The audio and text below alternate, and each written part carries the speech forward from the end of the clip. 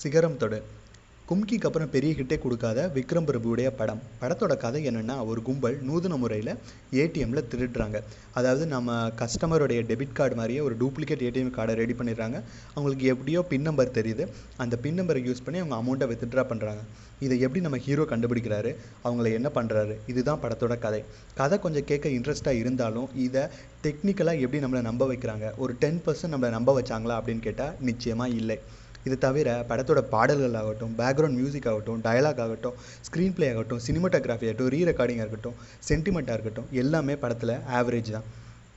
படத்தில் சொல்லும்படியான விஷயங்கள் அப்படின்னா ரெண்டே ரெண்டு. ஒன்று, சதீஷோட காமெடி நல்லா இருந்தது. இன்னொன்று, ஈரோடு மகேஷ் இந்த படம் மூலமாக அறிமுகமாறாருன்னு நினைக்கிறேன். அந்த படத்தில் அவரோட நடிப்பு நல்லாவே இருக்குது. இதை தவிர படத்தில் சொல்லும்படியான விஷயங்கள் எதுவுமே இல்லை. மொத்தத்தில் இந்த படத்துக்கான என்னோடய ரேட்டிங் 3. இந்த படத்தை ஒரு வாட்டி பார்க்கலாம், அதுவும் சன் டிவி, கலைஞர் டிவியில் போட்டால் பார்க்கலாம்.